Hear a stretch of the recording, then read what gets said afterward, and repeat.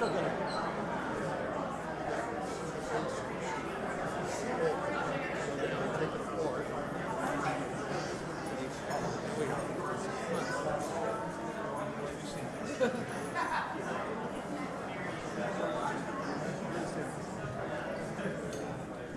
did you think about? Did you watch the Oscars? I did. So what did you think about how all the women were dressed? Fine. Right? Yeah. I mean, come on. Why wear anything? Yeah. Emperor's New. Sounds good. Lost the picture.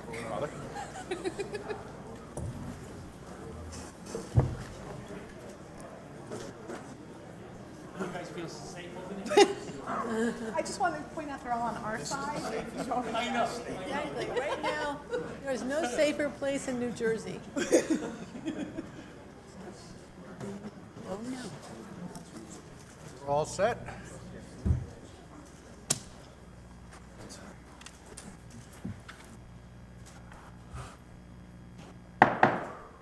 Let the record reflect, we have reconvened with all members present. Please rise for the Pledge of Allegiance and please remain standing after the pledge. Pledge allegiance to the flag of the United States of America and to the republic for which it stands, one nation, under God, indivisible, with liberty and justice for all. Please remain standing. I want to take a moment to remember a member of our extended borough family we lost over the past few weeks. Patricia Kovacs, the sister of our clerk, Liz Osborne, passed away on March 17th after her 13-month battle with stage 4 pancreatic cancer.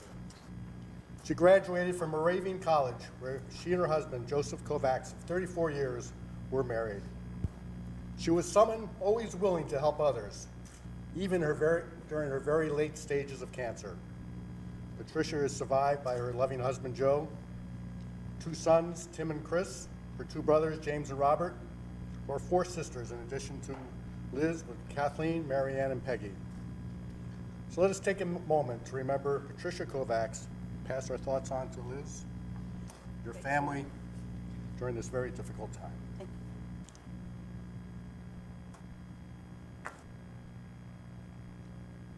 Thank you.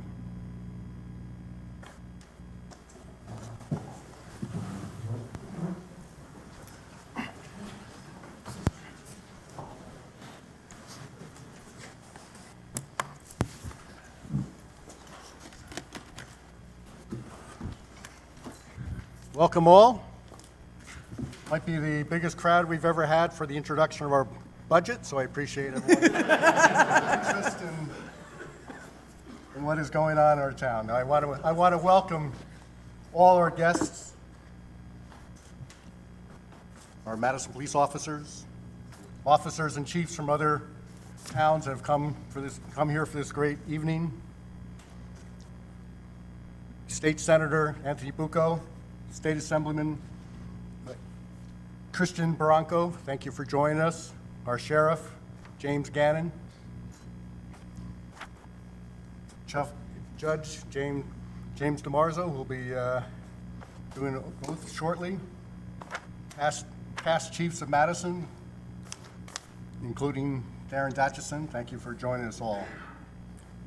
We'll be getting to the ceremony of giving the oath shortly, but a couple of things I want to cover right now. One is a happy birthday to Michael Pelessier, who is our Communications Technology Coordinator, back in the corner there.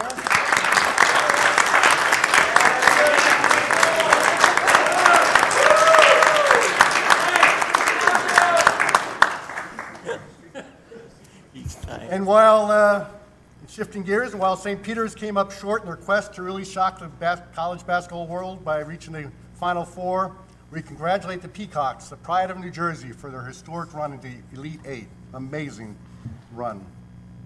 A couple of things that were going on over the last couple of weeks. On Saturday, March 19th, I represented Madison with other elected officials in the Morris County St. Patrick's Day Parade. It had been delayed by a week due to the weather. In reality, we had been waiting 157 weeks for the parade to come back. Turned out to be a great day, and it was nice to see so many Madison faces in the crowds along the route. And on Sunday, March 20th, I attended the ribbon cutting for Soulless Salons at Madison Plaza. You haven't seen it yet. It's a very interesting concept with salon suites allowing for small independent businesses to succeed. And I heard many of the great stories of salon owners finally being able to reach their dream of owning their very own business. And then this past Saturday morning, we held a charrette, which is a fancy word for creative thinking on Waverly Place. We had direct stakeholders and others who shared their thoughts and visions for Waverly Place. It was a very helpful and productive 2 hours. And again, this is just the start of the conversation. There's so much more input to be gained and discussions to be shared. And then later on Saturday, I attended the ribbon cutting in Morris Plains for Lava Love, which is a portable trailer providing showers, washer, dryer, space for doctors or personal care, all in a self-contained trailer to serve the homeless. And it just was a very impressive service for those in need. The trailer was dedicated to Morris Plains Mayor Jason Carr.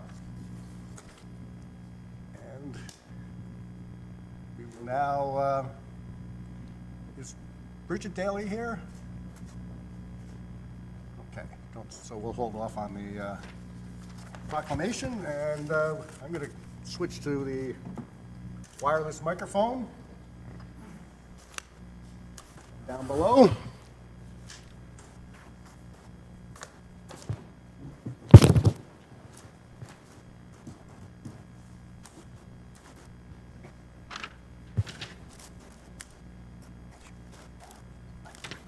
John Bishop, please step forward. Family.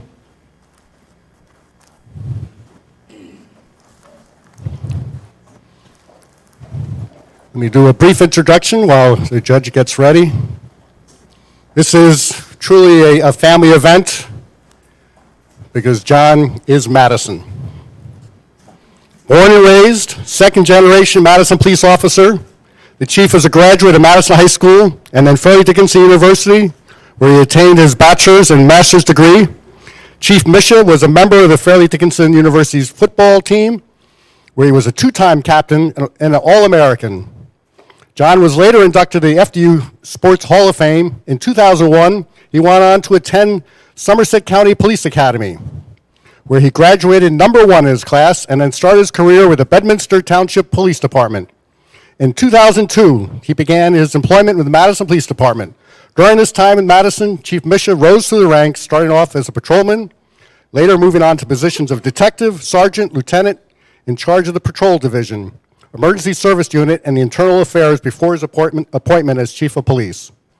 Chief Misha is a decorated officer who was awarded 14 commendations during his career, to include 2 meritorious service awards, 2 unit citation awards, good conduct, gallantry star, 2 exceptional duty awards, MADD, MAD Award, Police Academy Achievement Award, and the Department's Chief Award. Chief Misha has attained several executive and command level certifications during his career. He is a graduate of the 44th class of West Point Command and Leadership Academy, a graduate of the FBI Mid-Atlantic Law Enforcement Executive Development Association at Princeton University, and a graduate of the 496th class at Northwestern University School of Police Staff and Command. Chief Misha is currently on his way to achieving his Certified Public Manager certification at Rutgers University. The chief is a member of the Morris County Chiefs Police Association and an active member of the New Jersey State Association of Chiefs of Police, where he is certified as accredited chief executive, a distinction that only 33% of all New Jersey chiefs attain. Chief Misha gives back to the youth, where he coaches football, baseball, and basketball. And before we bring up the judge, I also have an email from someone we both know very well, who has been sending a few emails back and forth over the last several months. I'll let you guess who this is from. Congratulations to Chief Misha. Sorry we were not able to be there in person, but we couldn't be prouder of you. This is your accomplishment. Your hard work and dedication to Madison has been exemplary. Well done. And to Captain Longo, Lieutenants Pirelli and Plumstead, and Sergeant Morales, congratulations, and thank you for being there for for us always. Madison is very fortunate. Stay safe. Signed, Anne Marie, who is Chief Mish's godmother, and Mark Hodges. They're out in California right now. So with it, let me pass this on to Judge Jim DeMarza. Okay, so let's do this. Let's have Mrs. Michelle, you stand in the middle. John to stand over here, Chief. The ladies, are you going to hold the Bible, Dad? Okay, why don't you guys all get your hand on there? Okay, John, I want you to put your left hand on the Bible and raise your right. So.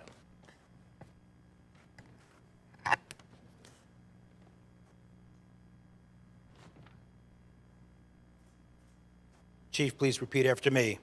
I, John Misha, I, John Misha, do solemnly swear do solemnly swear that I will faithfully, impartially, and justly that I will faithfully, impartially, and justly perform all the duties of Police Chief of the Borough of Madison perform all duties of Police Chief of the Borough of Madison according to the best of my ability.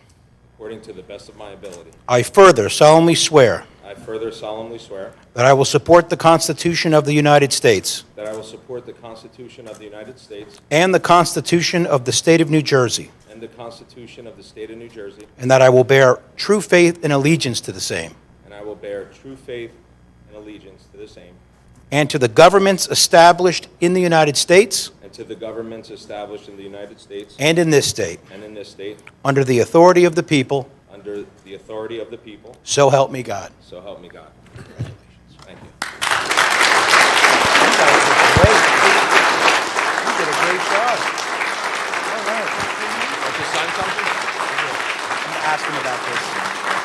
Congratulations. You pin it on him?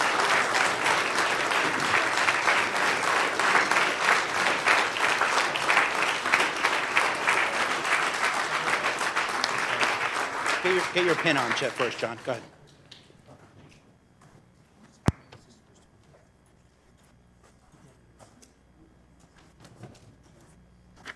John, can you just sign it?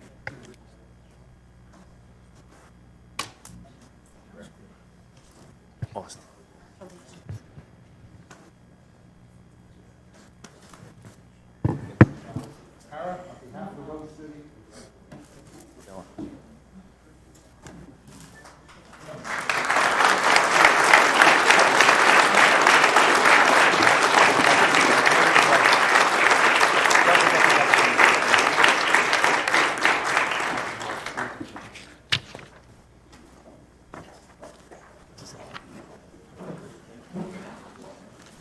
Thank you.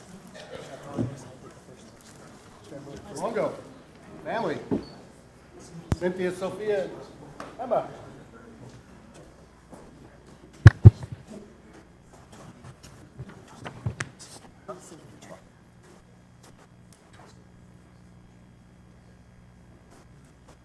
Need the Bible there.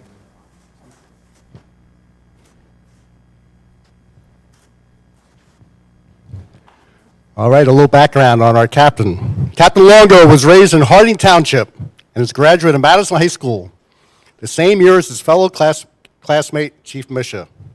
He began his police career as a dispatcher with the Morris County Sheriff's Office, where he followed by Morris Township Police Department before taking a job with the Madison Fire Department in 1999. Joe was appointed to the Madison Police Department on November 22nd, 2004. He is a graduate of the 65th Basic Police Class at Morris County Public Safety Training Academy and serves as an active member of the Police Unity Tour, the Morris County Vehicular Homicide Unit, and is the Madison Department Accreditation Manager and a graduate of the FBI LEEDA Command Leadership Institute.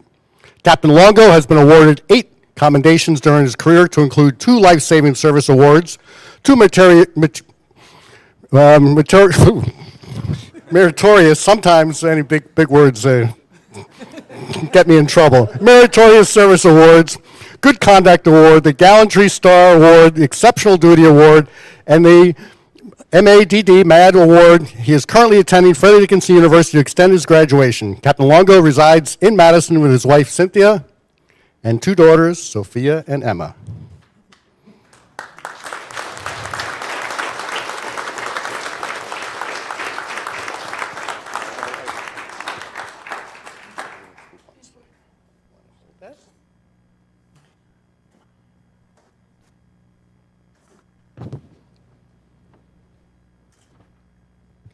Repeat after me.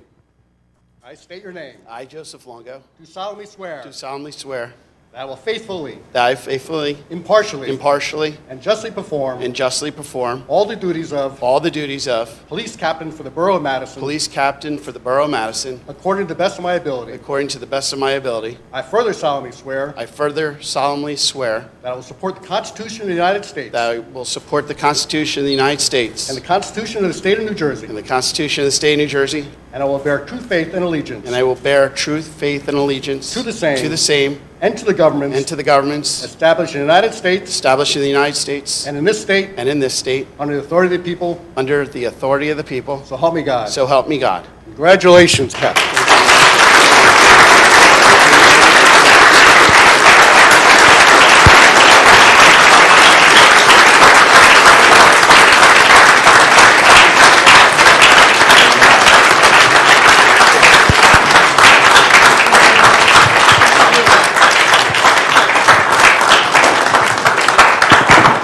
Don't go so fast yet. Come back here and sit here. Sign that.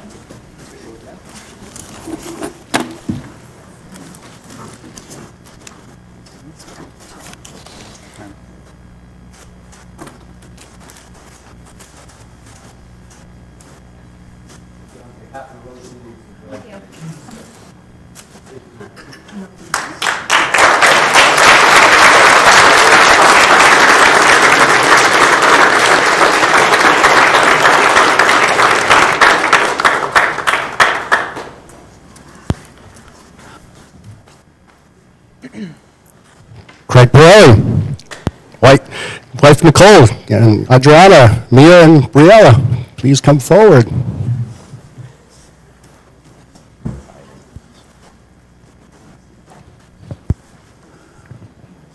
All right, I'll see if I can tell you something about your father you may not know here. Lieutenant Craig Pirelli, Jr., badge 130, was born and raised in East Hanover, New Jersey. He is a graduate of Newark Academy High School and holds a bachelor's degree from Fairleigh Dickinson University. He began his career with the Madison Police Department in July 2003 after graduating from the Morris County Public Safety Academy's 61st Basic Police class. He was assigned to the Madison Narcotics Task Force in 2009, promoted to the rank of sergeant in January 2013. He is a graduate of West Point Command and Leadership Academy, as well as the FBI Supervision and Command Leadership Institutes. Lieutenant Pirelli resides in East Hanover with his wife, Nicole, 3 daughters, Adriana, Mia, and Briella.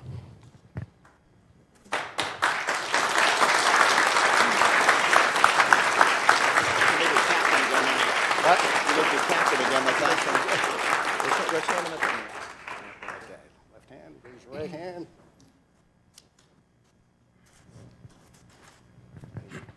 Repeat after me. I state your name. I, Craig Pirelli, You solemnly swear do solemnly swear that I will faithfully, that I will faithfully, impartially, impartially, and justly perform and justly perform all the duties of all duties of Police Lieutenant Police Lieutenant for the Borough of Madison, for the Borough of Madison, according to the best of my ability. according to the best of my ability. I further solemnly I swear further solemnly swear that I will support the Constitution of the United States that I will support the Constitution of the United States and the Constitution of the State of New Jersey, and the Constitution of the State of New Jersey, and I will bear true faith and allegiance and I will bear true faith and allegiance to the same to the same and to the governments and to the governments established in the United States established in the United States and in this state and in this state under the authority of the people, under the authority of the people. so help me God. So help me God. Congratulations. All right. Appreciate it.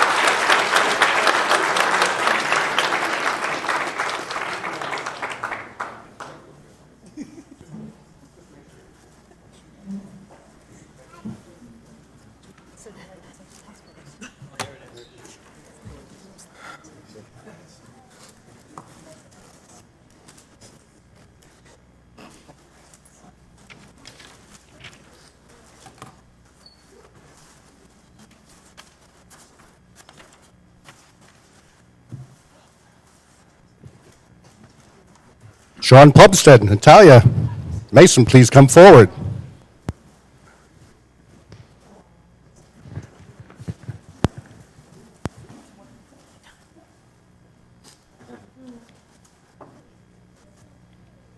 Lieutenant Plumstead, badge 128, was born and raised in East Hanover, attended Hanover Park High School. Upon graduation, he continued his education at Essex County Community College.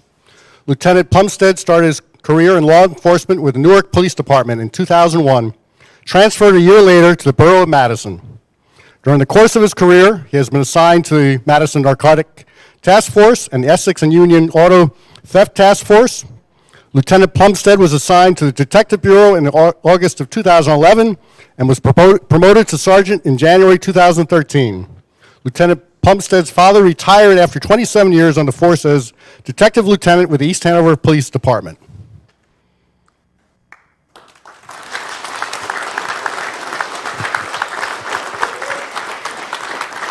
All right. Hold that. Left hand on the Bible, raise your right hand.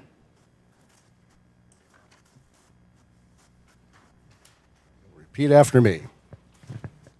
I state your name. I, Sean Plumstead, Do solemnly swear do solemnly swear that I will faithfully, that I will faithfully, impartially, impartially, and justly perform justly perform all the duties of all the duties of Police Lieutenant Police Lieutenant for the Borough of Madison, for the Borough of Madison, according to the best of my ability. according to the best of my ability. I further solemnly swear I further solemnly swear that I will support the Constitution of the United States that I will support the Constitution of the United States and the Constitution of the State of New Jersey, and the Constitution of the State of New Jersey. and I will bear true faith and allegiance I will bear true faith and allegiance to the same to the same and to the governments and to the governments established in the United States established in the United States and in this state and this state under the authority of the people, and the authority of people. so help me So God. help me God. Congratulations. All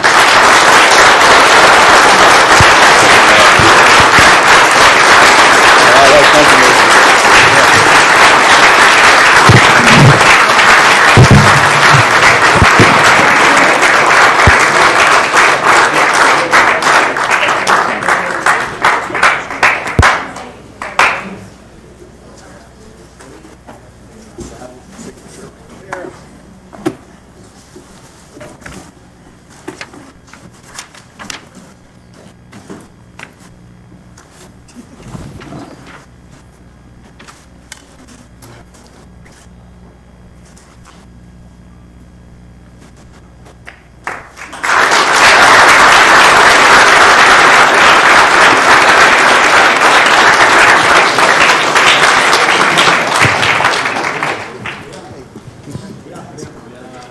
Sergeant Julian Morales, please come forward.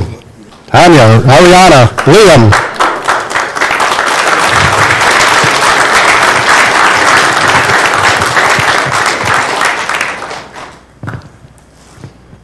And parent, excellent. Welcome. Sergeant Julian Morales, badge number 147, was born in Colombia in 1987. When he was 12 years old, his parents immigrated to the United States for a better future.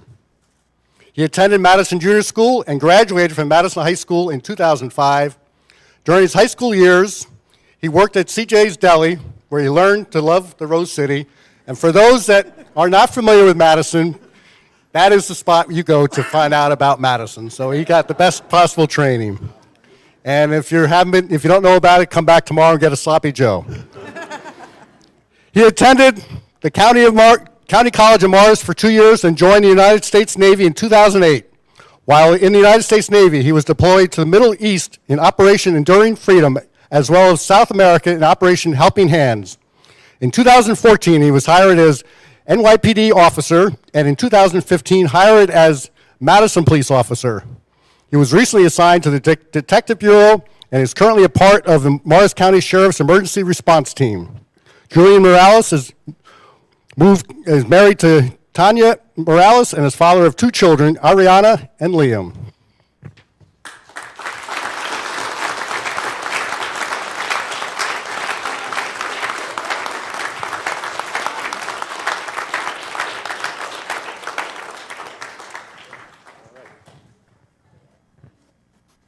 I state your name. I, I, Julian Morales, do solemnly swear solemnly swear that I will faithfully, that I will faithfully, impartially, impartially, and justly perform and justly perform all the duties of all the duties of Police Sergeant for the Borough of Madison, Police Sergeant for Borough of Madison, according to the best of my ability. according to the best of my ability.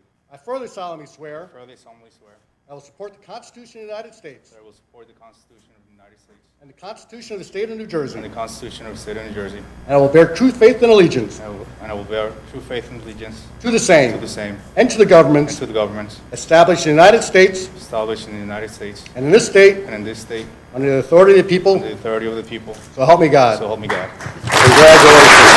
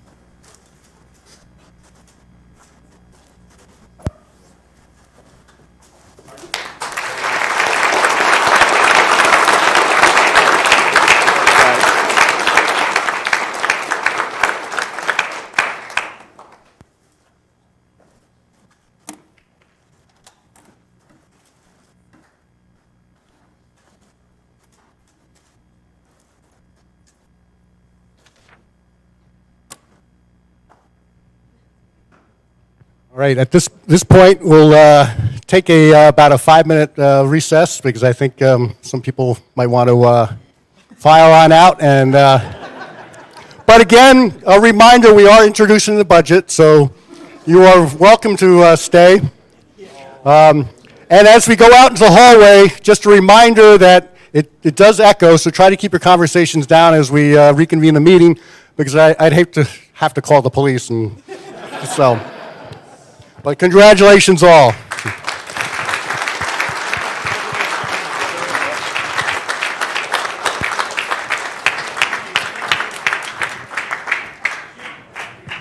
We will reconvene at 8:35. 8:35.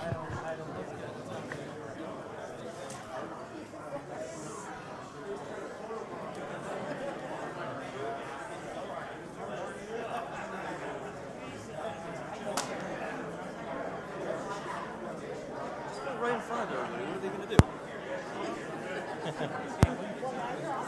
Now we're going to be sweating in here. May I have your attention? Are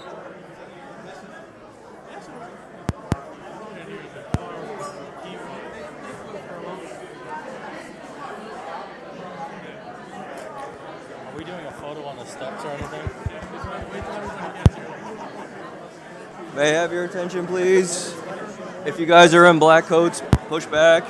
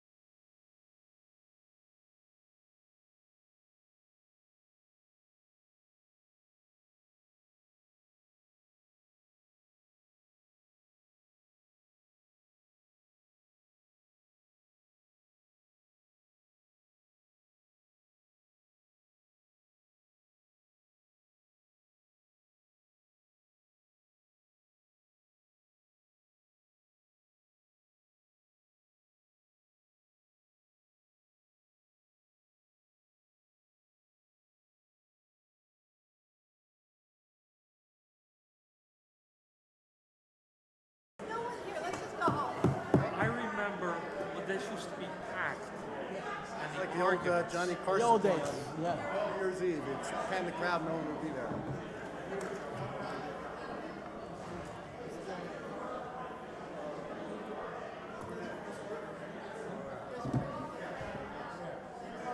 Super.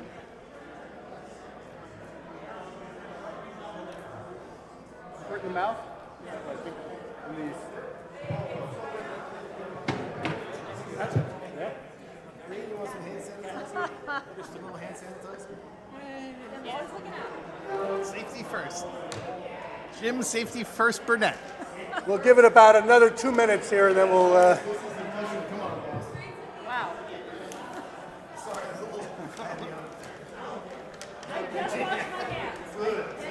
Thank you. Is this the New York State special stuff? Take this one. All I need is the numbers to stay down for another 7, 8 days. And then the musical's over. So like the numbers to stay down. Just stay in the cases and you're like, come on. 2 weeks. 2 weeks with the kids. Locked it down and give them credit. It was all them. They're like, okay, here's what we're going to do. I'm like, okay, 29. that's right. Go for it. Get him a cake next year. Maybe we'll have to shut down their flag. It's only the big anniversary, big milestone. And Montville had to shut theirs down before opening night. And we're like, we come on. So close. So close. I went. Wow. All right, thank you. Is your cousin going to get the nod? Yeah. Four. The non-user There you go. friendly. Ron Rice supposedly is sick, and she's going to move into his district so they don't run head to head, and he's going to retire. Who knows? I heard he hasn't been around for a while. Does this include the ARPA money now? A day is a lifetime in politics, so who knows what's going to happen.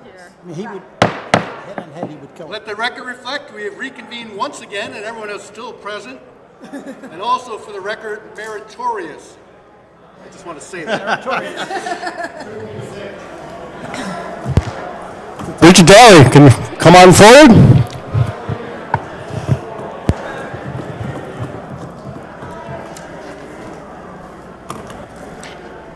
Sorry, I was going to do this while we still have a big crowd, but we do have coverage with people watching at home. And this is a proclamation for Monarch Pledge Day.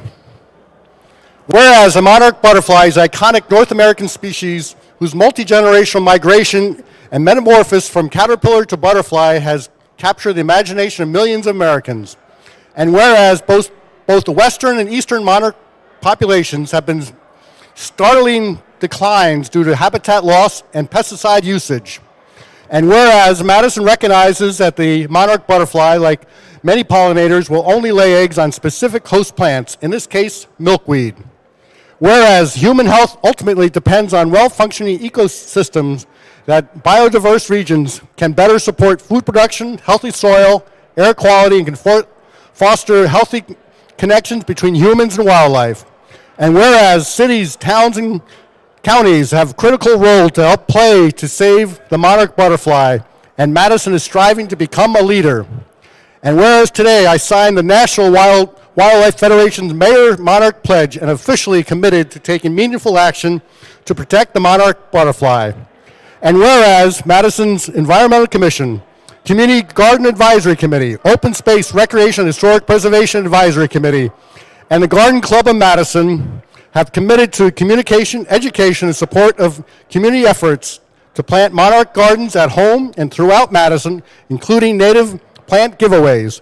And whereas every resident, property owner, and municipal entity of Madison can make a difference for the monarch by planting and nectar plants to provide habitat for the monarch and other pollinators in locations where people live, work, learn, play, and worship.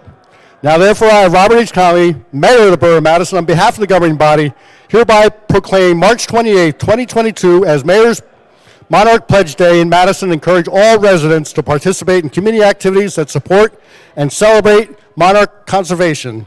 And I also will, encourage that the Borough of Madison, as we look at revamping parks and all that, instead of having great expanses of lawns that take endless maintenance that we start create these gardens with milkweed and other appropriate. So I'd like to present this to you, and if you'd like to say a few words, Bridget. Thank you. Thank you, Mayor Conley, and thank you to Deborah McDonough, the resident who asked you to join the mayor's nationwide pledge to take action on this issue. Your swift response was noted and very much appreciated. As you mentioned, unfortunately, the issue is that in communities like ours, development has taken away the habitat of monarch butterflies. They only lay their eggs on, and their caterpillars only eat milkweed. And so, areas, open fields where milkweed naturally occurs has been developed over. So the good news is that we can all easily plant more milkweed and also cut back on mosquito spraying and other pesticides in our yards. And I have a few upcoming events I just want to share for how everyone can do that. Starting on Friday and through April 22nd, the Great Swamp Watershed is hosting a native plant sale online at greatswamp.org/native-plant-sale. It's an amazing selection. Last year, there were more than 2,000 native plants added to yards in just Madison alone. The sale sold out twice, so get yours early. And then after that, in June, there's going to be a milkweed giveaway at the farmers market during Pollinator Week by Joan Macari, who you may know from her previous plant giveaways. Excuse me. And then in the spring, the Garden Club of Madison is going to be giving away 100 Monarch butterfly kits to Madison residents to celebrate the Garden Club's 100th anniversary. If you want to reserve a free kit, it's Monarch, email madisonmonarchkit@gmail.com.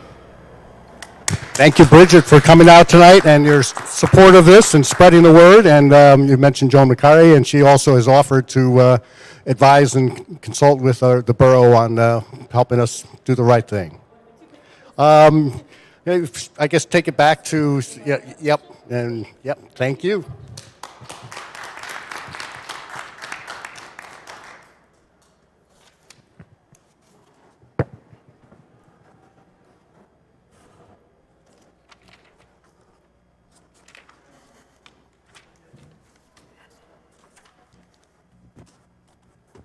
Now I'll give my vocal cords a little break, and we'll go to reports from committees.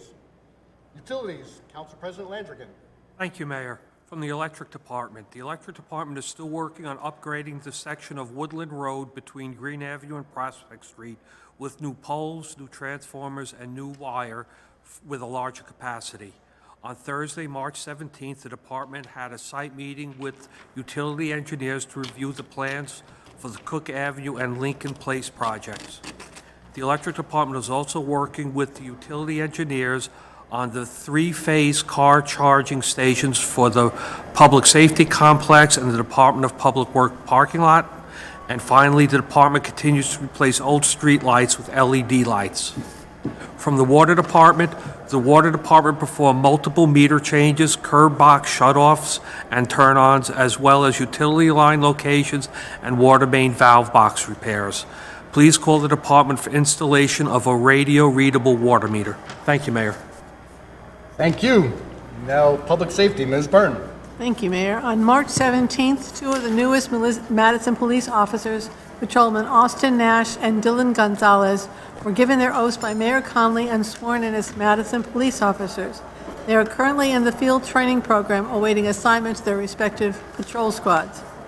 And then on March 24th, police chiefs from Madison, Chatham Borough, and Chatham Township, along with representatives from each town's borough administration, met to discuss joining forces on co-response program for mental health assistance calls for law enforcement. This will be the first of many meetings to get the program off the ground. Earlier this week, this is a feel-good story. Earlier this week, on March 22nd, a husband, wife, and two small children were at the Prospect Street, Essex driveway of Stop and Shop, holding a sign requesting financial assistance. Corporal Kyle McDermott came across them and inquired to the situation, and the father stated that they traveled to Madison, New Jersey from the Bronx to look for job and money as he had lost his job and couldn't support his family any longer. Corporal McDermott contacted the Morris County Assistance Program to get the family resources, which they accepted. Actionably, Corporal McDermott took it upon himself to walk into Stop and Shop and purchase bags of groceries for the family so they wouldn't go hungry. This was only observed after watching body camera footage.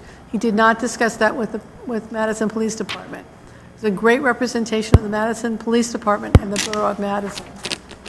And finally, from the Museum of Early Trades and Crafts, an update. The museum has now completed the interior restoration of the main level of the James Library, which included sections of the original hand-stenciled walls that were damaged many years ago. This project was funded by the Morris County Historic Preservation Trust with matching funds from the Madison Open Space Recreation and Historic Preservation Trust. The museum is also moving forward with major plans for a new viewable storage facility to house its entire collection of nearly 9,000 artifacts.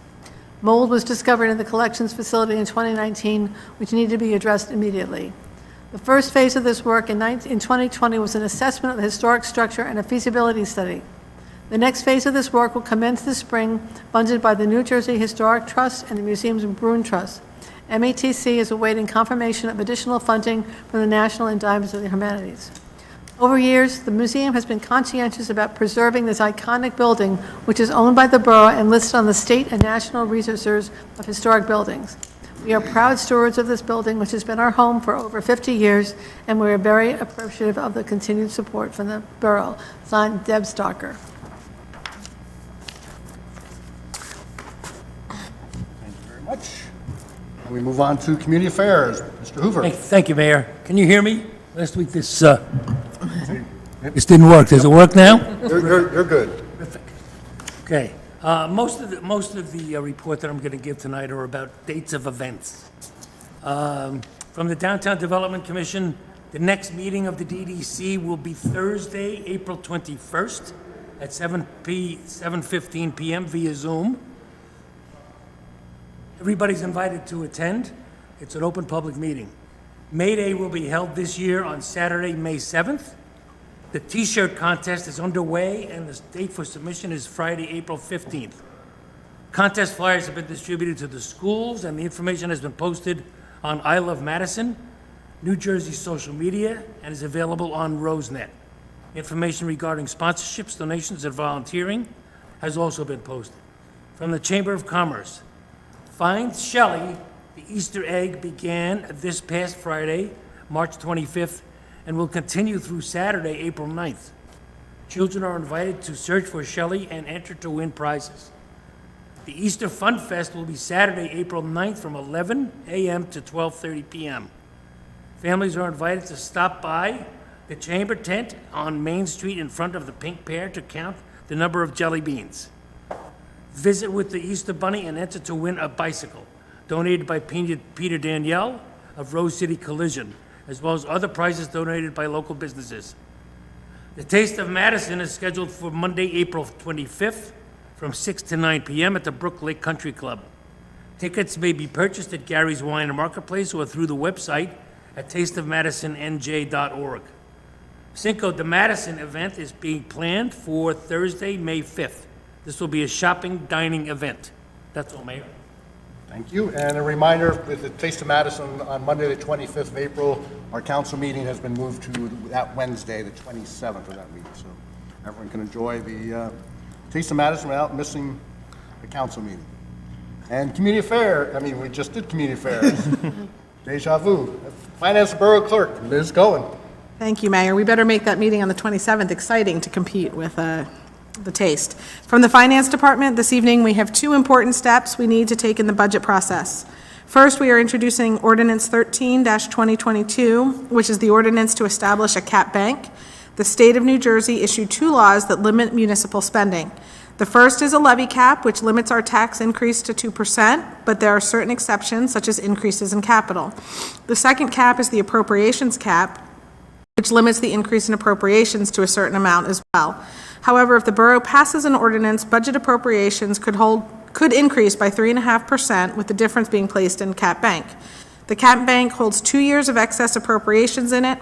Doing this gives flexibility to future council should there be a sudden and significant increase in expenses, such as rock salt, fuel, natural gas, or anything else. Ordinance 13-2022 will establish the appropriations cap bank, and we will be voting to introduce that ordinance tonight. After 8 discussions and presentations to the public at council meetings, we take the second very important step this evening, which is the introduction of the official budget document. This process is very transparent, has been very transparent, and all presentations are still available on Rosenet, as well as the discussions for viewing the Borough Council videos. This budget includes a 2% property tax increase, which is the equivalent to less than $5 a month for the average home. After the budget is introduced tonight, state law mandates that it be available for public viewing for at least 28 days. The document will be on Rosenet, at the library, and also in the clerk's office. We will then vote to adopt the budget at the council meeting on Wednesday, April 27th. There are a number of significant issues down the road that we will need to face and deal with, including revenue shortfalls, increasing costs, and corporate tax appeals.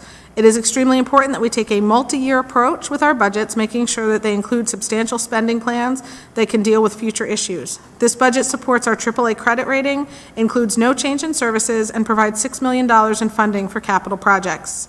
I would like to thank all the staff involved in this process, including the department heads.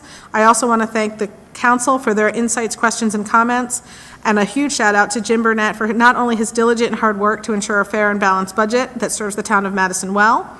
He not only has put in his time in leading the creation of the budget, but answered endless questions and clarifications, not only by me, but other council members and any interested people from the public. Thank you, Mayor. Thank you. Public Works and Engineering, Ms. Ehrlich. Thank you, Mayor.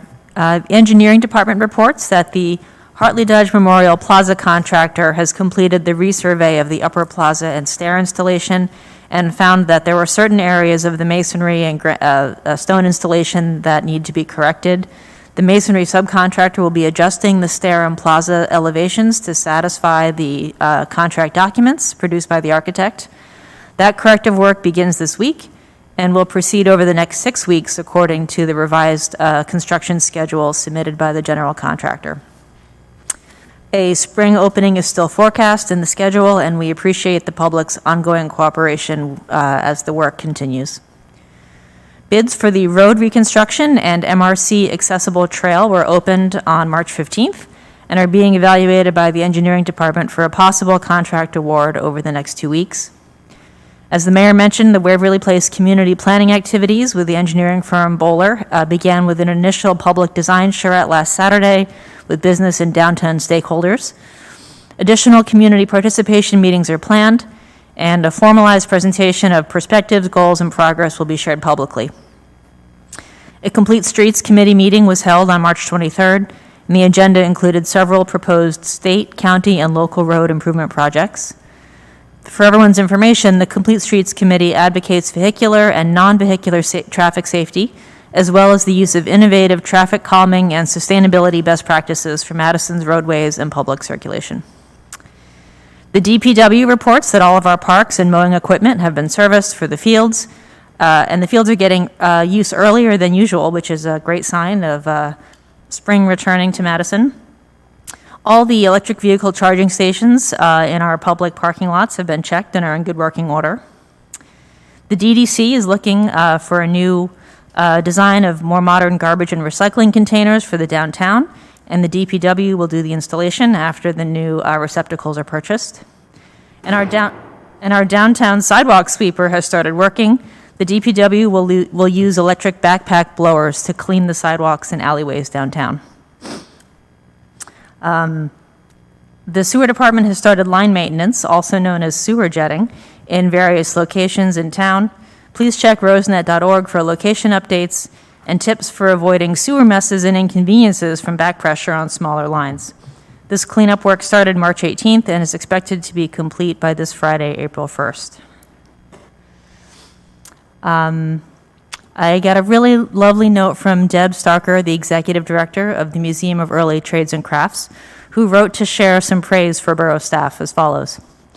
The museum's main gallery was recently outfitted with new exhibit cabinetry, and on March 16th, the original wood cases were donated to the PPAC Historical Society. METC wants to extend a huge thank you to Ken O'Brien, to Russ Brown, our construction code official, and the Public Works crew who helped the museum staff out at the museum by disassembling and moving the cabinets together with PPAC's DPW crew. Deb writes, "We are very appreciative of their expert help in coordinating this with the museum staff. Ken and his crew are always very responsive and eager to assist, and the borough is fortunate to have them." The Madison Environmental Commission reports that the 4th Annual Green Vision Forum will be held Thursday, March 31st at 6:30 p.m. on Zoom. The link to attend is on RoseNet. This year, the theme is Protecting Our Natural World, and students from all of Madison's public schools, as well as Drew University, will share their visions for a greener Madison. The event will be kicked off by Mayor Conley, and council members will be in attendance to learn and share. As we learned tonight, the Pollinator plant sale, as announced by Bridget Daly, a partnership with the Great Swamp Watershed Association, will open on April 1st with an overview webinar, and the sale runs through April 22nd, though residents should plan to order early as all 21,000 native plants are expected to sell out. To learn more, go to the Great Swamp website and click on events. There is also a registration page for the Madison Chatham Townwide Yard Sale, which will be held on April 30th from 9 a.m. to 1 p.m. You can list your yard sale on a digital map with a $10 tax-deductible donation that supports the Great Swamp. That's all for engineering and public works. Thank you very much. And health, Mr. Range. Thank you, Mayor. Morris County's COVID-19 community level remains at low. That said, the rapid case decline we've seen over the last several weeks has slowed dramatically and has plateaued. This may be in part due to the growth in our area of the Omicron subvariant, which appears to be 80 to 100% more transmissible than the Omicron parent variant. This variant is officially known as BA2, but you may hear it referred to as Deltacron or the stealth variant because it lacks the unique spike proteins that made the first Omicron variant easier to distinguish from Delta. BA2 accounts for more than half of all cases in New Jersey at this time. And like the Omicron parent variant, overall cases appear to be milder than Delta and vaccines remain effective. While BA2 is a variant of concern, New Jersey's high level of natural, hybrid, and vaccine immunity may minimize the impacts of BA2 going forward. This means it remains important to stay up to date on recommended doses of the COVID-19 vaccine to blunt the impacts of BA2 and other future variants. Visit rosenet.org for updates on New Jersey's COVID status, and remember to continue to wash your hands, stay at home if you feel ill, and stay up to date with those vaccine doses. And finally tonight, a programming note from the Madison Health Department. Next month and through the month of May, the health education team will be presenting the Wellness Initiative for Senior Education, or WISE program. This is a 6-week program focused for seniors, and it focuses on stress management, mental health, managing medication use, the aging process, substance abuse, and other topics. Madison residents will have 2 opportunities to participate, and there'll be sessions at both the Madison Civic Center and at the Library of the Chathams. Dates and times to follow on RoseNet.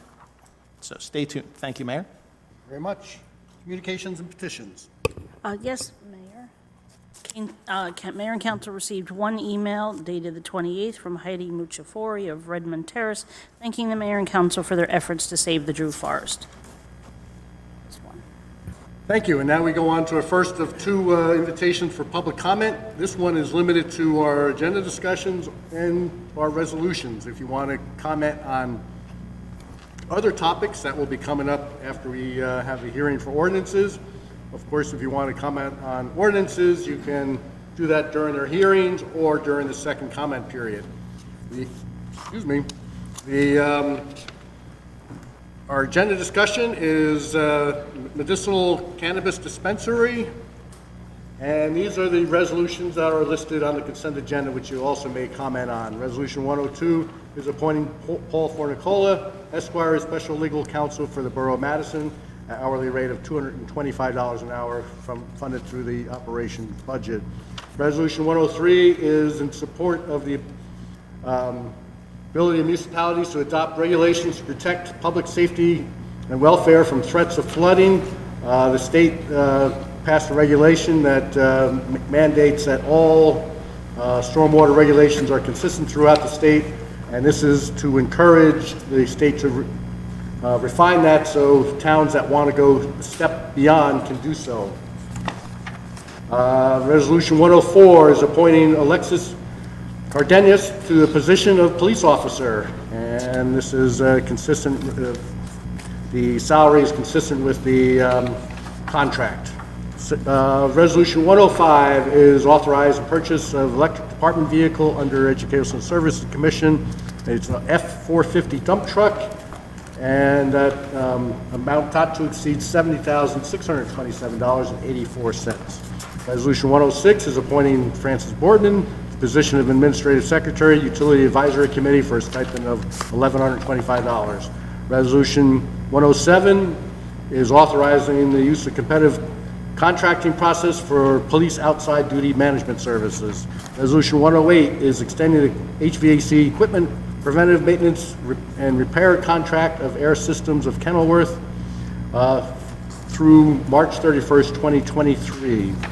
Resolution 109 is authorizing combining two bonds into a single issue, and this is the funding of the improvements at the joint meeting. Madison's share is $6,042,000. It's a long resolution. Should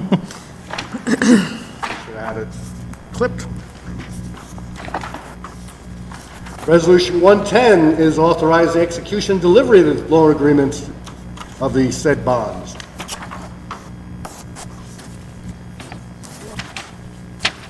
Resolution 111 is authorizing the fees for outdoor dining as outlined in the ordinance that has a hearing. Had a hearing, and that is $100 application fee and $500 per parking space. Resolution 112 is shared service agreement for the Senior Center of Chatham's to provide social, recreational, educational, and wellness programs to Madison residents. So we have been, they've been providing some services. Now we're into a formal agreement that hopefully will expand into services provided right here in Madison for our seniors. Resolution 113 is approving a raffle license submitted by the Madison PBA Local 92 Civic Association. And Resolution 114 is authorizing contract for Francisco de Leon for professional services regarding photovoltaic general study of the Madison electric distribution system, and not to exceed $28,000. Those are the resolutions you may comment on, or the cannabis, medical cannabis. Anyone wishing to comment on those, please step forward. Seeing none, I close this part of the meeting. And we now move on to the introduction of the Cap Bank Ordinance and the Budget and Tax Resolution 101. So Cap Bank Ordinance, I call up Ordinance 13, 2022 for first reading. Ask Borough Clerk to read said ordinance by title. Ordinance 13, 2022 is calendar year 2022 ordinance to exceed the municipal budget appropriations limits and to establish a cap bank. Mayor, I move ordinance 13-2022. Second. And again, this was outlined by Councilwoman Cohen during her report. Any other discussions or questions on this? Roll call vote, please. Ms. Byrne? Yes. Mr. Hoover? Yes. Ms. Cohen? Yes. Ms. Ehrlich? Yes. Mr. Landrigan? Yes. Mr. Range? Yes. Okay, budget introduction. Will the clerk please read the statement? Upon introduction and adoption, the 2022 budget and tax resolution will be published by summary in the Madison Eagle on March the 31st, 2022, with a public hearing date set for Wednesday, April the 27th, 2022, at 8 p.m., at which time and place all interested individuals will have an opportunity to be heard, and there will be consideration for final adoption. A copy of the budget, as introduced, will be filed with the Madison Public Library and the County Library and posted on the borough's website for public review. Mayor, I move resolution 101-2022. Second. Okay, and don't know if you need to share additional information, CFO, because it pretty much it follows as was presented at the our last meeting, the outline, and there are some minor things that primarily relating to grant and those zero out. So any other comments? Questions? Roll call vote, please. Ms. Byrne? Yes. Mr. Hoover? Yes. Ms. Cohen? Yes. Ms. Ehrlich? Yes. Mr. Landrigan? Yes. Mr. Range? Yes. Okay, we move on to agenda discussions, Medicinal Cannabis Dispensary. And presentation. Okay. I'm going to be talking through a couple of slides tonight, but I would be remiss if I didn't thank Councilwoman Cohen for kind of leading the charge on this over the last several weeks. So tonight we are going to be introducing an ordinance, actually two ordinances that will regulate medical marijuana dispensaries in Madison. As soon as this loads.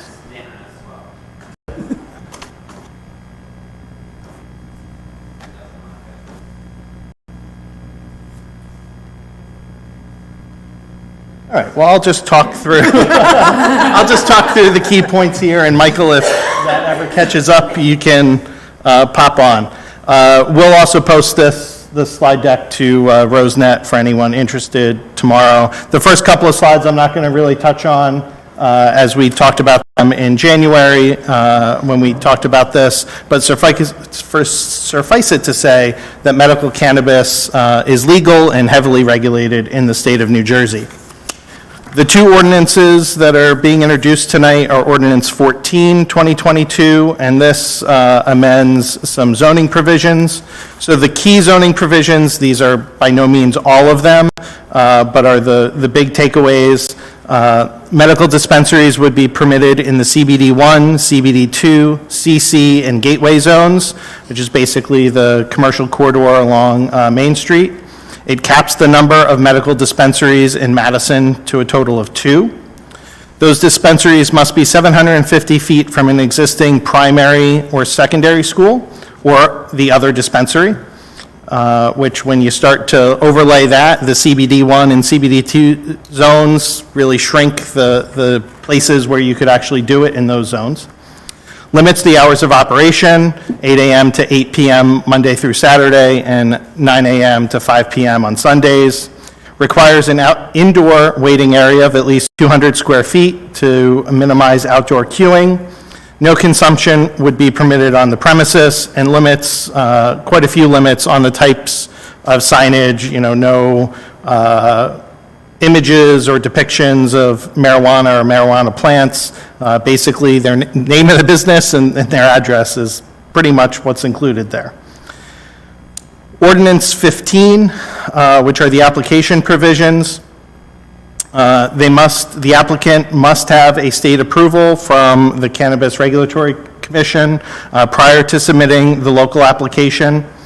The proposed fee is a $40,000 annual fee that would be paid each year with the application initially and for the renewal. They would qualify potentially for a $5,000 discount on their future renewals if 20% of the employment hours were worked by borough residents. So that's kind of a local employment incentive. The chief of police must sign off on the site security plan. This ordinance requires a developer agreement with the applicant that would be used to address very site-specific or application-specific conditions depending on their exact location, the exact building, where we might want to address some things that would be unique to that site. And before we would issue the license, we'd have to reach those agreements. The borough, of course, retains the right to inspect the business, and like several other types of applications, like amusement licenses and those sorts of things, the renewal application would be approved each year by the governing body, which allows us to step in and take action if needed. And so finally, the next steps. So tonight, March 28th, we'll be introducing these two ordinances with the planning board to review, do a public hearing and provide feedback at their April 5th meeting. And assuming that comes back, then we could potentially, with a thumbs up, we could potentially have our final public hearing and adoption vote by the council on April 14th. Obviously, some of those dates are tentative based on the actions of the planning board and further actions of this body. But I think that hits the highlights of the two ordinances that are being introduced, and we can either have a discussion or answer any questions from the council now, or do it during the introduction, whichever you prefer, Mayor. You always have, tonight you get two bites at the apple. There you so go. to speak. But, what makes it simpler now is during this discussion time, you can have a general conversation talking about both ordinances. And so it's either specifics or in general. So any comments or questions? Bob? Yeah, mine will address both ordinances, because to me, it's all in one. I guess the first one is, first of all, I want to thank you for spending time with me on the phone, because I'm very conservative by nature, and I just want to make sure I understand everything, so thank you. The ordinance 14-2020, it does say that the state legalized medical marijuana and also recreational, but in regards to the medical, you said that we can have theoretically two distribution sites in Madison if such a space was found. Correct. This could be the first, and if this goes well, then there could be a second one. Okay.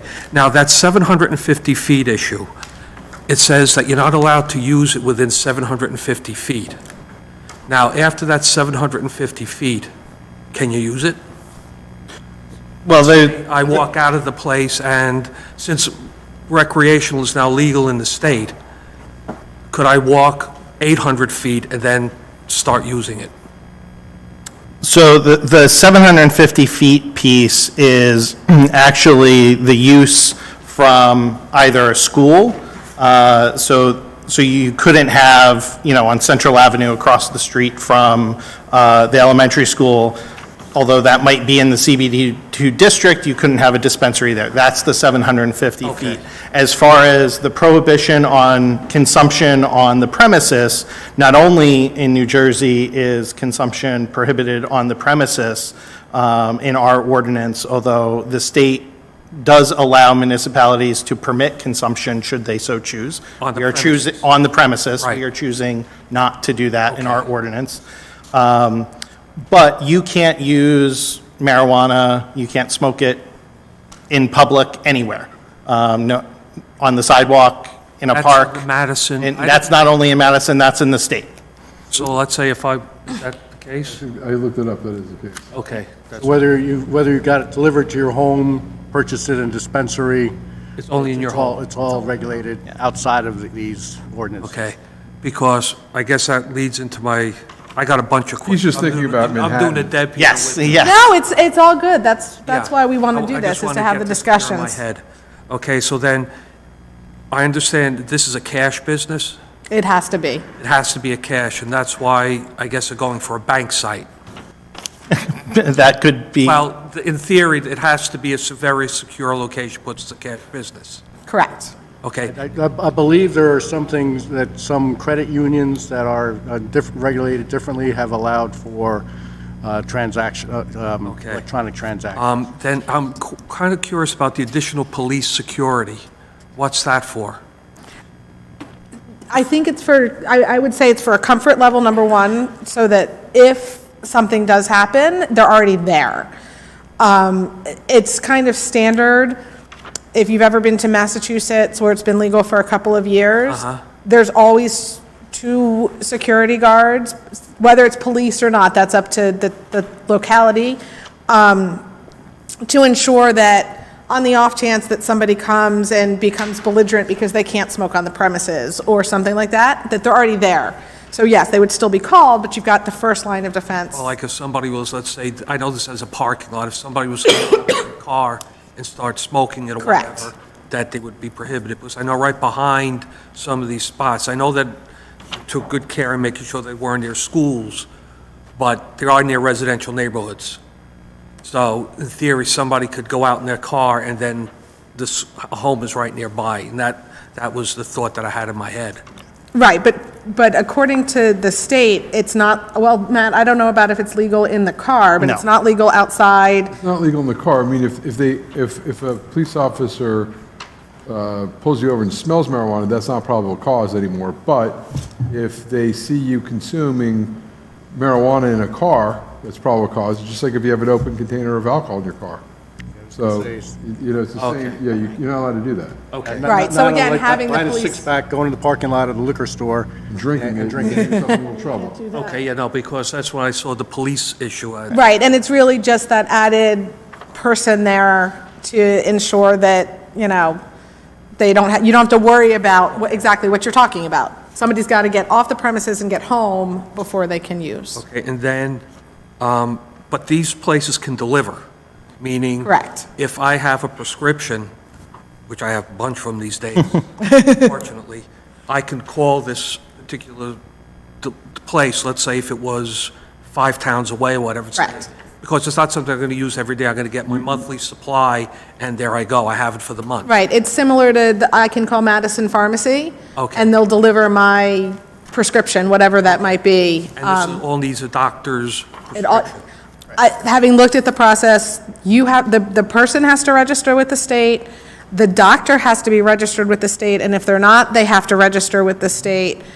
And then, so you go from there. So the state knows if you've got the medical card. Okay. And if the doctor is, it can't be Dr. Byrne, writing you, I've promoted you, writing you a prescription. Even if she's a practicing legal physician, the dispensary can't sell based on a prescription from her because she's not in the state database, if I understand that correctly. That is correct. Sorry, I keep And looking. the license would permit them to operate a delivery service, but they're not required to under the license. So it would be up to it would be up to the license holder to determine, that's a business decision, right? Some pharmacies deliver, some don't, right? So that would be ultimately up to the business holder if they wanted to do that. Under the state law, you cannot prohibit other delivery services. So let's hypothetically say that Summit has a delivery service, they're delivering to Madison, you can't prohibit that. Okay, all right, that's good to know. And then my last question, I promise. No. With my right hand up. Is this in the master plan? Because I know you mentioned it, about the planning board. Is this in the master plan for the borough? Because I know we had adopted a resolution a while back that, we're going to pass, we're not going to go with marijuana. Now, this is medical marijuana. Right, I the don't know if resolution that's we part of the passed. borough's I think, I can't speak to the master plan exactly, but when we passed, so there was 2 ordinances. There was an ordinance a long time ago that was passed.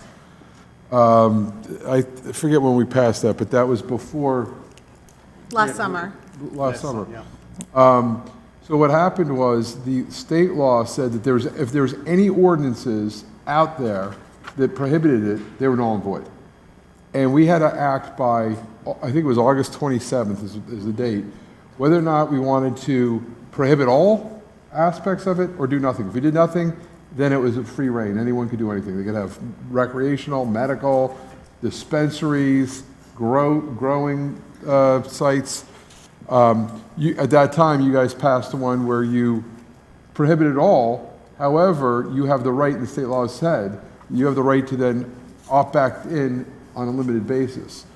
So, I don't know if, I would have to say that the state law does permit this. I don't know what impact that would have specifically on your master plan, but that's why you send it over to the planning board for their review And I on it. can also say what we passed in August last year was only recreational. And then when the state, and Ray helped me with dates here, at some point towards November, December of last year, that's when people that had applied for medical in 2019 were able to then continue to pursue it. And that's when we realized, great, we have this ordinance on recreational marijuana, but it says nothing about medicinal. And so we wanted to make sure that we had an ordinance on the books that covered. This puts it on the books. This puts it And on the when books. planning board looks at it, they have something to work with? Correct. Or is it in reverse? Well, so the planning board will look at this, and, of course, that will be part of their review, is consistency with the master plan. I will say that Susan Blickstein, who's the planner, was in the loop on several emails. Ray looped her in, and there was not an opinion at that time, I don't believe, So there that should be there no was any surprise. issue with the master plan, and Susan Blickstein would be the one to raise it. And also, we circulated this to the chief of police because there was, his aspect of it. So they all opined to get us to where we were today. All righty, I'm done. And I just want to go back and clarify, you pointed out the 1 versus 2, as far as why did that change Yeah. post-discussion? And in talking about it is not that there is a plan that we would ever allow to, it gives us the option so that we don't end up with a monopoly, potentially, of one person, and that's it, that could potentially build several. This makes it so that if we chose as a council, whether it's this year, next year, or whatever, to have multiple, we still limit it to 2. We don't want, them everywhere, and there aren't enough, but so it expanded it from a monopoly, but to also allow, we didn't want 5 or 6. There are Right, so larger this would be towns. the one and only potentially that could. For right now, correct, but there could be 2. Okay. Must be approved. All right. Maureen and John? I have a question. I understand that after a year, the medical prescriber can go to residential? Well, they can apply. They still would need state approval, I believe, but I know they would definitely need local. So they could apply to us and we can say, nope, you can stay as medical only. We are not allowing you, our ordinance for recreational would have to be changed for them to be able to switch. It's not an automatic switch, is my again, I'm just looking for correct. confirmation that I'm understanding it. You guys have already passed one prohibiting recreational. So you would have to amend that ordinance. So the state does have a streamlined process for medical dispensaries after 1 year of operation to apply to add on recreational. But as Deb said, the local municipality would also have to grant that authority. So it's there for the municipalities that permit recreational. There are also other things that they have to do, like they have to certify that they can serve their medical patients first and they have enough supply coming in and, that they're not diverting to what could be pricier recreational users over the medical. So there's a whole state review process. But if Madison stays the course and does nothing further, then any potential medical dispensary would not be permitted under this set of ordinances to convert and add recreational. John? Yeah, just a quick question, a comment and a quick question. First, I think this is critical for us to have, because I think people that are prescribed medical cannabis ought to have access to it, and they ought to have close access to it, not, they don't have to go 50 miles to get it. Number one. My question is, the inspection, who would be responsible for the inspection? This would be mostly under the zoning officer, because these are mostly land use issues. If there were security plan deviations or potential security plan deviations, that may be a police matter. So I think it would be focused on, the relevant portion of the ordinance that would need to be enforced. Would it? The state also has the right, the state of New Jersey has the absolute right to go in Right. and inspect. Would there, and I guess, Matt, this is a question for you, would there be any jurisdiction by the Board of Health for inspection? The local Board of Health? I don't believe so. I think that the medical facility is done by the state. Okay. I don't think the sanitarians would do that, because sanitarians usually are like restaurants, food establishments. I don't think that they're making sure that the freezers are at the right temperature, the refrigerators are at the right. I think that's really regulated to the state on the medical side of it. Correct. And the storage of it and the security of it and all that. Yeah, as you know, with our shared service agreement with Bloomfield for Health Services, they actually have an operating medical dispensary. So I've also been talking to our health officer on that. And they do not inspect it in Bloomfield for that exact reason, that the state really controls, similar to like hair salons, right? Like the community affairs handles that, not the health department, although a lot of times people think the health department's got their hands in a lot more than they do, so. Great, thanks for that clarification. Good job, all right. Now, I'm assuming as I come around here that Deb, you're okay with it? I'm good. I will go to Rachel. Just for some context here, can you talk a little bit about why this is coming to, before the council now and give some background on what has transpired already in town with regard to medical cannabis and, what we might see coming? Do you want to give a little bit on the history, Bob, and then I can... There was as mentioned over 2 years ago, a firm that had asked if Madison might be supportive of medical marijuana in the borough. At that point, we did issue a letter of support, but with qualifications because we didn't, it was not a permitted use. So this organization can move forward with it. This would allow them to possibly open up if these ordinances are passed and it gets through planning board approval and so on. So that's kind of the timing at this point.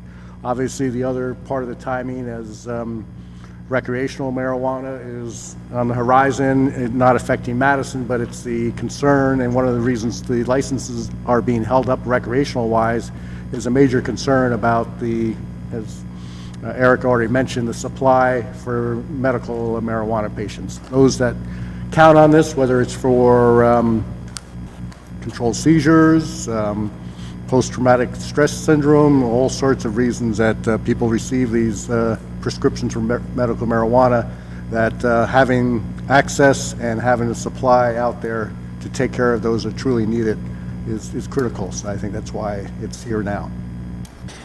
Thank you. Just as far as kind of a balance, I think we all know marijuana in general has had a bad rap for 20, 30, 40 years. And I'm not saying some of that isn't for good reason, but I think the importance of what medical marijuana has done, as John said, is important. And I think what's gotten lost is, I can speak from my younger sister who was put on medication that got her addicted to the point where she had to go to rehab. And once she got out of rehab, found her own source. I won't say where she is, but is now on it legally with a medical card because she has severe pain issues due to 26 different sinus surgeries. I know friends that have gotten it for depression and anxiety, and for me, in many ways, it's no different than somebody carrying around a Xanax or a Prozac. It's a different tool, and we kind of have to all get over our stigma. I have said it to all of you in executive. I laugh. Nancy Reagan's Just Say No campaign in the 80s, I may be the only one in the country it worked on. So I was I had never tried it. I got through all college without trying it, and I think we need to start looking at the stigma that's associated with it, especially on the medical side. It does a lot of good for cancer patients, PTSD and other things. But we've got an opioid crisis in this country, so we have to start to find that balance. And so for me, one of the reasons I brought it to the council, again with the timing, was because I have seen it personally work for people that have not had relief. My sister's 44. It's probably the first time she's had relief since she was 8 years old and diagnosed with the issues. So just a little personal spin on why it's an important issue to me. I'll tell you, 25 years on the squad, I came across a lot of people that were just over-medicated with opioids and whatnot, and cancer patients who were very ill. And I've always believed that medical marijuana was the answer for them. And I do agree with John that it should be readily available to people. The fact that it could be delivered, it's a phone call, and it could be at your place. You don't have to travel 50 miles to get it. No, but you may have to wait an hour, and sometimes that's a really long wait. And we do have time, I will say, just so people in the public and who are watching are aware, there are time regulations. It's not a 24-hour business. It's not even, did we hit 12 hours when we came up with the time? Yes. And those are permitted times, not those are the permitted actual times. times. It's like me with my medications that I'm on now. Correct. You have to plan ahead like with any medication. But no, my whole point was, I understand what you're saying about how beneficial this could be and how you have to get over the stigma I agree with you on that 100%. And I will say, I did talk to my sister before I brought up her story. It was brought up with permission. Rachel, anything else? No, thanks. I think that was helpful background. Thank you. And Eric, anything else? I think I'm good. Okay, we're all, I have no questions. all right. Of course, when we introduce the ordinances, we'll have another shot in case you have another thought. So with that, we will close the agenda discussions and move on to ordinances for hearing. Will the clerk please read the statement? Yes, the ordinances scheduled for hearing were introduced by title and passed on the first reading at the regular meeting of the council held on March the 14th, 2022. All were posted and filed according to law, and copies were made available to the general public requesting same. I call up ordinances for second reading and ask the clerk to read said ordinance by title. Ordinance 10-2022. Ordinance of the Borough of Madison, amending Chapter 94, Appendix C of the Borough Code entitled Electric Department Rules and Regulations regarding additions and alterations. I open the hearing for anyone in the public wishing to comment on Ordinance 10. Please step forward. Seeing none, I close the hearing. Mayor, I move ordinance 10-2022. Second? Any further council discussion? Rachel? I would just like to, briefly explain that the purpose of this ordinance is so that as residents or other electric customers in Madison make upgrades or installations at their homes that require additional energy, that is to say electric power at their house, and it would require some kind of upgrade to the infrastructure in the street or to the system that serves the location, whether it's a resident or business, that customer would be would pay for the improvements to the infrastructure that support the additional electrical load at the place where the meter is installed. So I think it's a good plan for our utility to be anticipating additional electrification. I know that it's important to be planning big picture for how the borough will continue to electrify systems throughout the borough. This is a good first step to anticipate the additional demand for power in the borough. Thank you. Excellent explanation. Any other further comments? Roll call vote, please. Ms. Byrne? Yes. Mr. Hoover? Yes. Ms. Cohen? Yes. Ms. Ehrlich? Yes. Mr. Landrigan? Yes. Mr. Range? Yes. I declare ordinance 10-2022 adopted and finally passed, and ask the clerk to publish notice thereof in the newspaper and file the ordinance according to the law. Ordinance 11-2022. Ordinance of the Borough of Madison amending Chapter 134 of the Borough Code entitled Parking Lots. I open the hearing for ordinance 11. Anyone wishing to comment, please step forward. Seeing none, I close the hearing. Mayor, I move ordinance 11-2022. Mayor, I second the ordinance. Again, a reminder, this is converting the Green Avenue parking lot from a merchant only to allow shopper parking, and converting the Maple commuter to merchant, and they allowing also merchants, as they are allowed now, to use the commuter lots as we take advantage of a plethora of open parking spots in the commuter lots. And there's some concerns about the distance for, especially if there's elderly shop owners, and certainly we can work on a case-by-case basis to help those that may need to park closer to their businesses. One other just quick clarification, since I think there's some rumors out there that, just to make sure that they're clear, this does not impact the residential tenant permits that are currently permitted in that lot. The only change for the Green Avenue lot is for merchants, and there's also street merchant parking available on both Green and Kings Road that are unaffected by this. So those spaces stay designated for merchants. So lots of merchant available parking there. As mentioned 2 weeks ago, there's 49 spaces in this lot that would be steps away from the center of town. Okay, and then, like you said, it's going to the commuter lot because right now we have excess capacity, and we don't see that coming back anytime soon. Okay. If the use of the commuter lot quadrupled in the next month, we'd still have plenty of capacity. Okay. Yeah, it's true. Any further comments? Roll call vote, please. Ms. Byrne? Yes. Mr. Hoover? Yes. Ms. Cohen? Yes. Ms. Ehrlich? Yes. Mr. Landrigan? Yes. Mr. Range? Yes. I declare ordinance 11-2022 adopted and finally passed, and ask the clerk to publish notice thereof in the newspaper and file the ordinance in accordance with the law.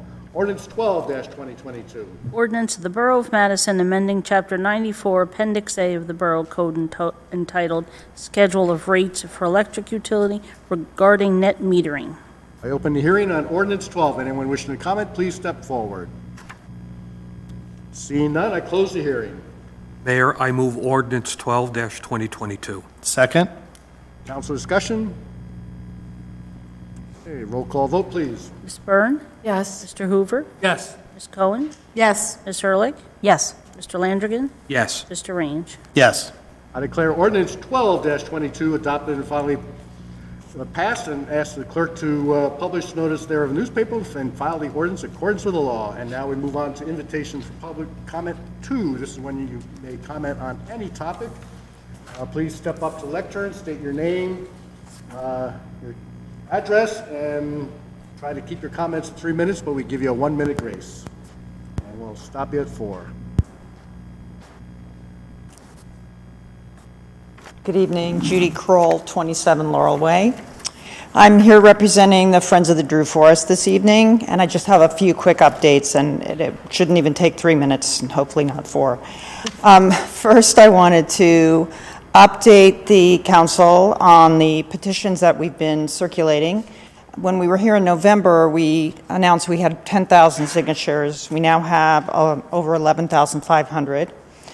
And we collected a lot of them in person at the winter market at Convent Station. We were there every other Sunday during the winter time from December until last Sunday.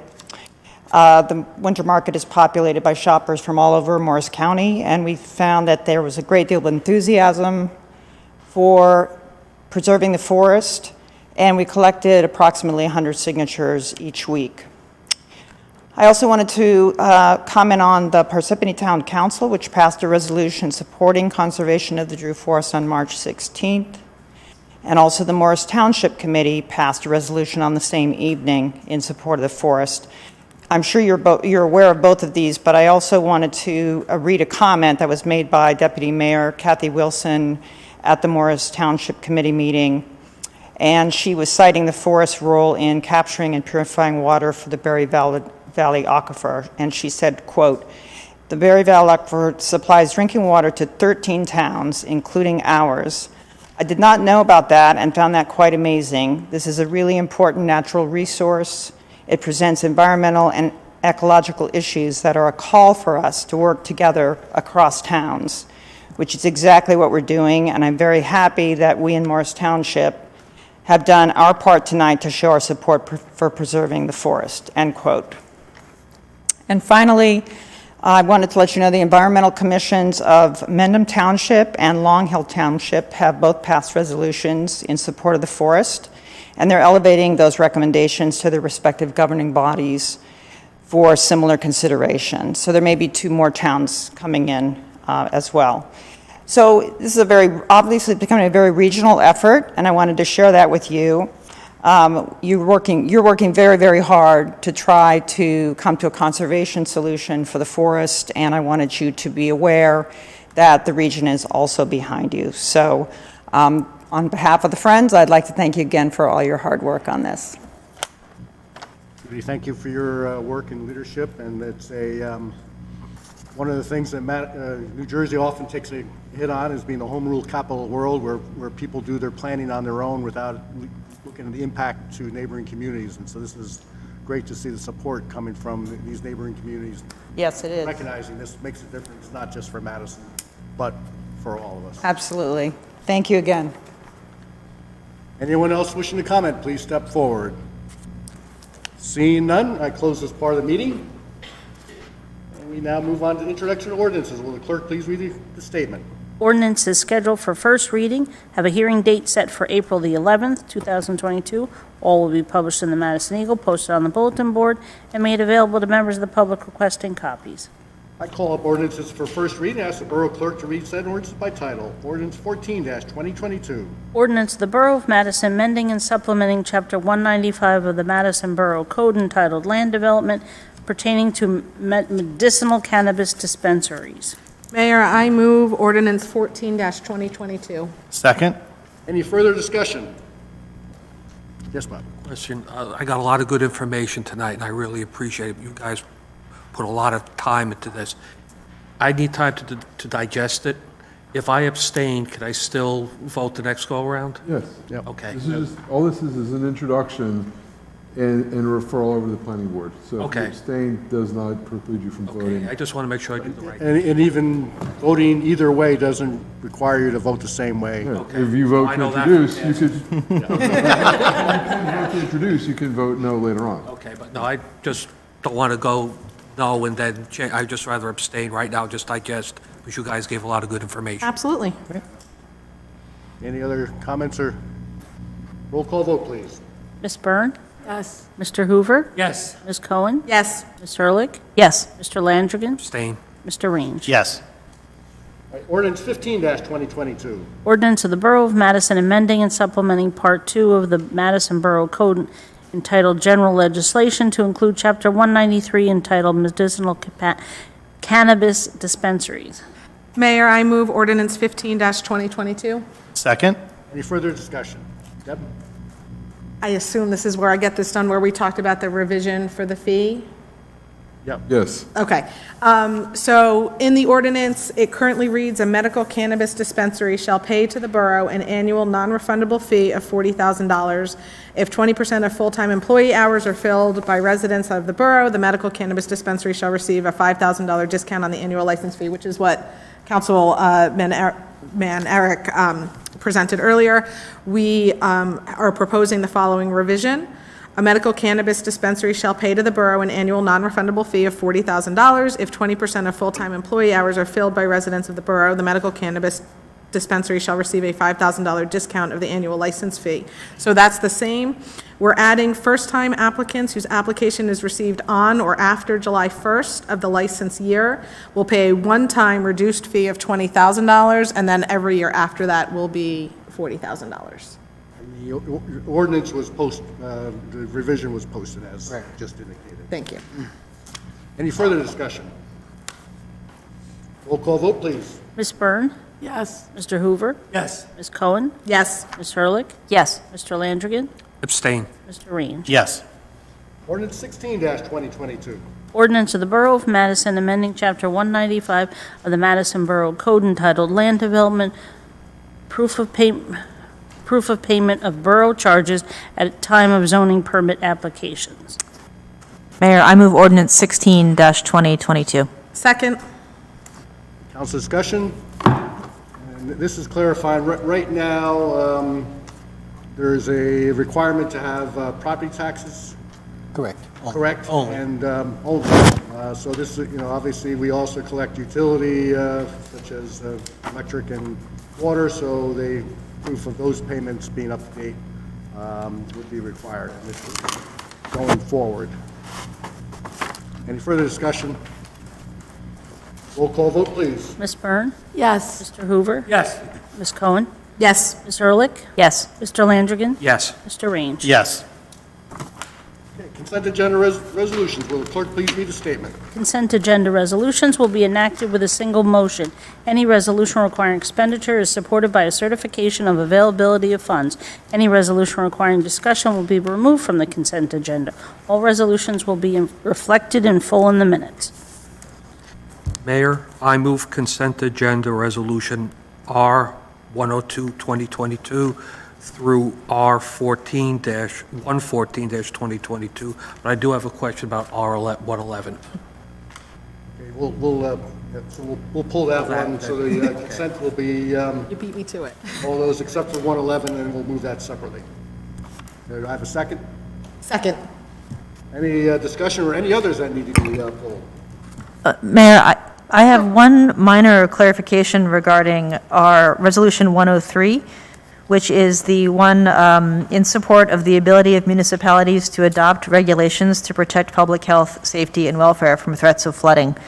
Just to clarify and expand slightly on what you mentioned before, the state currently has a model stormwater ordinance, and municipalities may adopt the ordinance as written by the state, or are permitted to adopt a more stringent one if the municipality needs to take further measures to protect itself from flooding or other threats to public welfare due to stormwater management issues. There is a sort of movement afoot at the state level by the Department of Community Affairs or some subset within there to prohibit municipalities from adopting regulations that are more stringent than the state's baseline standard ordinance. And the concern is that this would prevent towns that needed to take, more action because they had a greater threat of flooding or other issues from doing what they needed to do. So basically what this resolution does is affirms that the borough supports the right of municipalities to adopt stormwater management rules that are more stringent than what is currently permitted, and prevents the state or requests that the state not infringe on municipalities to do so. So this is all just to say we're in good shape now, and we want the state legislative body to recognize that municipalities should continue to have the ability to adopt these regulations. Thank you for clarification. Very strong point there. Any other comments? Roll call vote, please. Ms. Byrne? Yes. Mr. Hoover? Yes. Ms. Cohen? Yes. Ms. Hurlick? Yes. Mr. Landrigan? Yes. Mr. Raines? Yes. All right, may I have a motion for Resolution 111, 2022, which is the amending Chapter 166, Article 5, outdoor dining, outdoor eating, sidewalk cafe areas, setting license fees for 2020. So moved.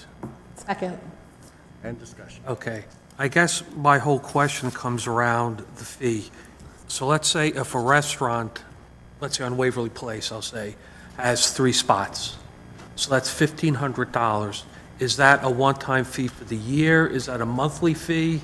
That is an annual fee at this point. So that restaurant just pay $1,500 for the year and that's it? And it's also a application process that they can't say, I'm going to give you $2,000 because I want 4 spots. They apply for the number of spots they would want. Oh, yeah, yeah. And then be approved for what would be deemed appropriate. So the borough has control over that, and it's not a huge amount of money. It's a shot. Yeah, and my personal feeling is that I think going forward, that 500 per slot is probably on the low side. But I think it's a fair, just that we're transitioning out of the pandemic to see where it goes. Restaurants, and this is applicable to more than Waverly Place, other areas, they're going to have to make an investment for platform and things like that. I wouldn't be surprised if a year from now we have a revised, and this is why we do a resolution, we can do it each year on the fees, but set in a higher fee. Okay, so this is just a way of getting it started, and we'll go from there. Yeah. Okay. Deb? Just a couple of, questions and clarifications. Following up on Bob's, in addition to that fee, if they choose to use parking spaces, if they have any outdoor dining, it's $100 for having it on the sidewalk, no matter what. And then there are all the regulations, which we talked about last time. And then the other question that I had, just so that people know that it's out there, is we have it starting on a Friday. So when are barriers going to go up? We don't want, if they're paying for the spots from April 15th to October 15th, we don't want barriers going up, October 10th or whatever, given that it's a Friday. And the indication is they have to show that the platform's complete and ready to go, and then we get to decide what date that they go up, so that we're not, they just can't put it up, oh, my platform's done, I can put it up. And then it is an annual fee, so this will get them through December, and then they'll pay the same fees in January unless we change the resolution immediately in January. And then we kind of go from there. And I think you already answered my other questions. Right, yeah, that was it. And I think to be clear that we've, certainly during the pandemic, not only did we waive fees, we were probably looking, the unofficial word, somewhat looking the other way on, there was regulations in place that we might not have been enforcing. As this ordinance that was adopted at the last meeting was very clear as to clearance areas and other things related to sidewalk dining, And to what Deb alluded to, we don't want to be in the position of setting up barricades, having spots barricaded off while a restaurant slowly gets the platform done. I do see there might be a case where they may need to have the barricades in place in order to construct the platform so it fits there properly, but they would need to show that they have a contract and there is a scheduled time for that to happen. Because you don't want to have the gaps between the barricades and the platform either. So there's things that, but it falls in the measure twice, build once. Right. Well, and I can totally respect that. I have to wonder, and I don't know if Ray, this is maybe a question for you or Jim. Is it possible, the parking spots are standard size. Can we set up a barrier system somewhere so that they can, just set it up like it would be there and they can measure and get their platform? It might be a way to. To have the compromise, because I do totally get, as I watched our woodshop teacher in West Orange measure twice, cut once, and it still it required a little bit of ceiling repair in his house when the item got moved in. So I don't want them to be spending extra money on having to create the platform, but at the same time, I don't want, again, barriers going up, and even with the contract, it's a week before we see that platform. Doing a project at home, I'm already up to the third measurement, but that's, but there are nuances as far as curb height, which is not consistent. Okay, so that's fair. So, Something to look at. yep, but we will monitor that. Any further discussion? I was just going to say, those are good points that Deb brought up, that it's well-regulated, that's a good thing. So I'm good with it, yeah. This is, as has been said, this is not to help businesses in particular, it's to help the downtown as a whole. Right. And hopefully Mother Nature might cooperate and stop with the snow and that'd then be the nice. 70s and then back to the snow. Yep. Any further discussion? Roll call vote on Resolution 111. Ms. Byrne? Yes. Mr. Hoover? Yes. Ms. Cohen? Yes. Ms. Ehrlich? Yes. Mr. Landrigan? Yes. Mr. Range? Yes. There's no unfinished business. Approval of vouchers. Will the clerk please read the voucher totals? For the current fund, $4,021,687.91. For the general capital fund, $14,699.28. For the electric operating fund, $527,599.73. For the electric capital fund, $1,798.91. Why is You okay? why the bills are choking me up? I don't know. It's just habit now. That's supposed to giving you the lie. Almost done. Water operating fund, $2,721.88, and the trust, $111,799.61. The total is $4,680,307.32. Mayor, I move the approval of the vouchers. Second. Any further discussion or any discussion? Roll call vote, please. Ms. Byrne? Yes. Mr. Hoover? Yes. Ms. Cohen? Yes. Ms. Ehrlich? Yes. Mr. Landrigan? Yes. Mr. Range? Yes. Right, under new business, I'd like to make the following appointment. Mary Ellen Hennessy Jones to the Sustainable Madison Advisory Committee. She is serving on Shade Tree Management Board while the ordinance that established the two boards does not require a liaison between the two. It's been helpful. So she is replacing Judy Honahan that had that role before. This is for an unexpired term through three-year term through December 2023. Can I have a motion to approve Mary Ellen Hennessy Jones? I'll move it. Second. Any discussion? All in favor? Aye. Mayor, I move we adjourn. All in favor? Aye. Thank you all. 54 Main. Great meeting. 54 Main, if the,